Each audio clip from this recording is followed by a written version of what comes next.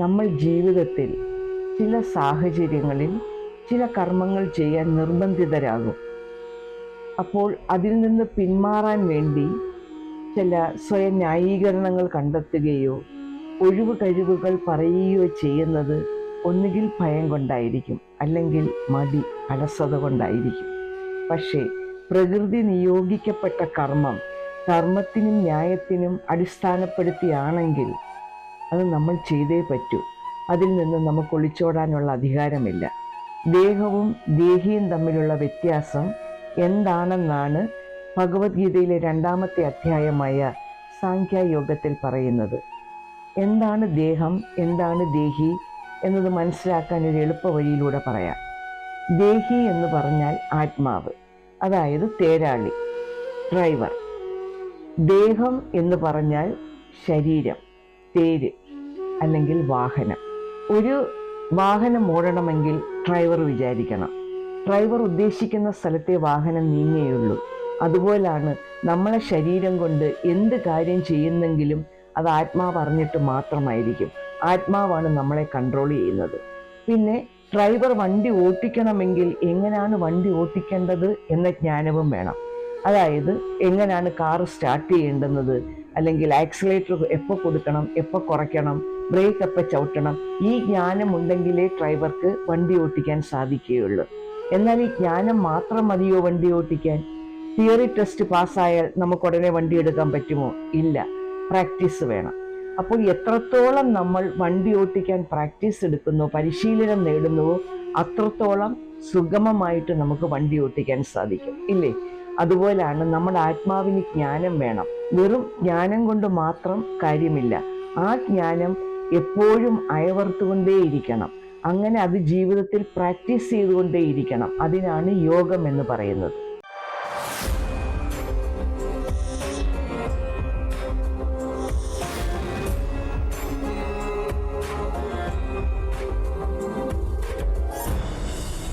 ഞാൻ ജയശ്രീ ശ്യാംലാൽ, അധ്യാപികയും ഒരു എഴുത്തുകാരിയുമാണ്.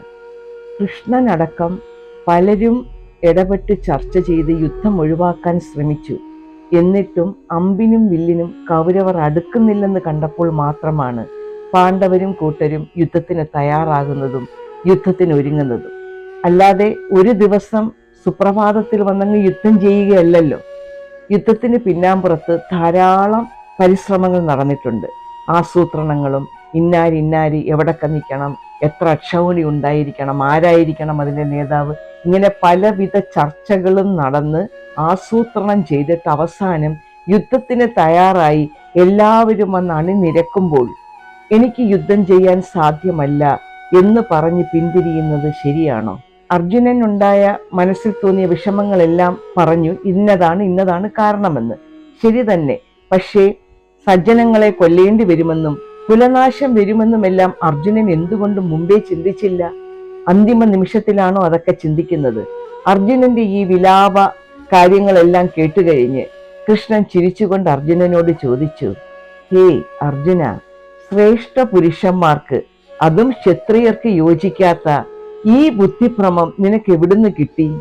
നിന്റെ സംസാരത്തിൽ പുരുഷന്റെ പൗരുഷവുമില്ല, സ്ത്രീയുടെ നിർമ്മലതയുമില്ല. രണ്ടും കെട്ട ഈ ഭാവം വെടിഞ്ഞ് നീ യുദ്ധത്തിന് തയ്യാറാകൂ. പക്ഷേ കൃഷ്ണ, ആരാധ്യനായ ഭീഷ്മരെയും ദ്രോണാചാര്യരെയുമെല്ലാം മൂർച്ചയുള്ള അമ്പുകൾ കൊണ്ട് ഞാൻ എങ്ങനെയാണ് വധിക്കുന്നത്? സജ്ജനങ്ങളെ വധിക്കുന്നതിലും ഭേദം ഭിക്ഷയെടുത്ത് ജീവിക്കുന്നതാണ്. അർജുനൻ വീണ്ടും തൻ്റെ മാനസിക സമ്മർദ്ദത്തിന്റെ പാണ്ടക്കെട്ടഴിക്കാൻ തുടങ്ങി. കൃഷ്ണൻ ചിരിച്ചുകൊണ്ട് പറഞ്ഞു, അർജുന, ദുഃഖിക്കേണ്ടാത്തവരെ കുറിച്ച് നീ ദുഃഖിക്കുകയും പണ്ഡിതനാണെന്ന ഭാവത്തിൽ സംസാരിക്കുകയും ചെയ്യുന്നു. പണ്ഡിതർ മരിച്ചവരെ പറ്റിയോ മരിക്കാത്തവരെ പറ്റിയോ ദുഃഖിക്കാറില്ല. ഞാൻ എന്ന് പറഞ്ഞാൽ ഈ ദേഹിയാണ്, ദേഹമല്ല. മരിച്ചു കഴിഞ്ഞാൽ ദേഹം മാത്രമേ ഇല്ലാതാകുന്നുള്ളൂ. ദേഹിയെ ആർക്കും സംഗ്രഹിക്കാൻ സാധ്യമല്ല അർജുന. ദേഹിക്ക്, ആത്മാവിന് ജനനവുമില്ല, മരണവുമില്ല. അതുകൊണ്ട് തന്നെ ഞാൻ ഒരിക്കലും ഇല്ലാതിരുന്നിട്ടില്ല. നീ മുന്നിൽ കാണുന്ന ആരും തന്നെ. മനുഷ്യന് ശരീരത്തിൽ ബാല്യം, കൗമാരം, യൗവനം, വാർദ്ധക്യം എന്നീ അവസ്ഥകൾ വരുന്നത് പോലെയാണ് മരിച്ചു കഴിഞ്ഞാൽ ആത്മാവ് മറ്റൊരു ശരീരത്തിൽ എത്തിച്ചേരുക എന്നതും. ബുദ്ധിമാന്മാർക്ക് ഇതിൽ സംശയമില്ല. കാരണം ആത്മാവെന്ന് പറയുന്നത് ജീവൻ, എനർജിയാണ്. എനർജിയെ ഒരിക്കലും നമുക്ക് നശിപ്പിക്കാൻ സാധ്യമല്ല. എനർജി മറ്റൊരു രൂപത്തിലോട്ട് മാറ്റാൻ മാത്രമേ സാധ്യമുള്ളൂ. ശരീരം പഞ്ചഭൂതങ്ങളാൽ നിർമ്മിതമാണ്. മണ്ണ്, വായു, അഗ്നി, ജലം, ആകാശം. മണ്ണ്, ശരീരം മണ്ണുകൊണ്ടാണ് ഉണ്ടാക്കിയിരിക്കുന്നത്. വായു അതിൽ ശ്വാസരൂപത്തിലും, അഗ്നി താപരൂപത്തിലും, ജലം രക്തരൂപത്തിലും, ആകാശം ഹൃദയസ്ഥാനത്തും ഇരിക്കുന്നു. ആത്മാവ് ശരീരത്തിൽ നിന്ന് പോകുന്നവരെ മാത്രം. ആത്മാവ് ശരീരത്തിൽ നിന്ന് പോയി കഴിഞ്ഞാൽ പിന്നെ ശരീരം മണ്ണിൽ ലയിച്ചു പോകുന്നു. ശ്വാസമില്ല, രക്തത്തിന് ചൂടുമില്ല, രക്തത്തിന് ഓട്ടവുമില്ല, ശരീരം തണുത്തുറച്ചിരിക്കും. ആകാശം ഹൃദയസ്ഥാനത്താണല്ലോ ഇരിക്കുന്നത്. ഹൃദയമിടിപ്പ് നിൽക്കും. എന്തിന്? മരിച്ചു കഴിഞ്ഞാൽ നമ്മുടെ പേര് പോലും നമുക്ക് സ്വന്തമല്ല. എല്ലാവർക്കും ഒരു പേരാണ്, ബോഡി. ബോഡി എടുക്കട്ടെ, ബോഡി ദഹിപ്പിക്കാറായോ എന്നല്ലേ നമ്മൾ സാധാരണ ചോദിക്കുന്നത്.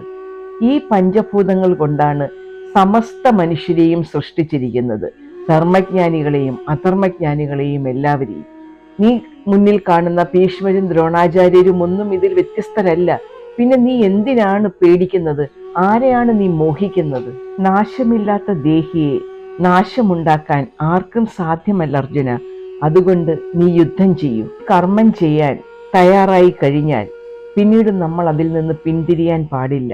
പ്രകൃതി നിയോഗിച്ച കർമ്മമാണെങ്കിൽ, ധർമ്മത്തിൽ അധിഷ്ഠിതമായ കർമ്മമാണെങ്കിൽ എന്തെങ്കിലും കാരണങ്ങൾ പറഞ്ഞ് അതിൽ നിന്ന് ഒളിച്ചോടുന്നത് വളരെ പാപമാണ്. ആ കർമ്മം ചെയ്യാൻ തുനിയുമ്പോൾ അതെനിക്ക് സുഖം തരുമോ, ദുഃഖം തരുമോ, മറ്റുള്ളവർക്ക് സന്തോഷം തരുമോ, എനിക്ക് പ്രശസ്തി കിട്ടുമോ, പേര് കിട്ടുമോ, അല്ലെങ്കിൽ എന്തെങ്കിലും ദുഷ്കീർത്തി സംഭവിക്കുമോ, ഇതൊന്നും ചിന്തയിലേ വരാൻ പാടില്ല. പിന്നീട് നമുക്ക് ലക്ഷ്യം മാത്രമായിരിക്കണം, നമ്മളിൽ നിയോഗിക്കപ്പെട്ട കർമ്മം ചെയ്യാനുള്ള ലക്ഷ്യം.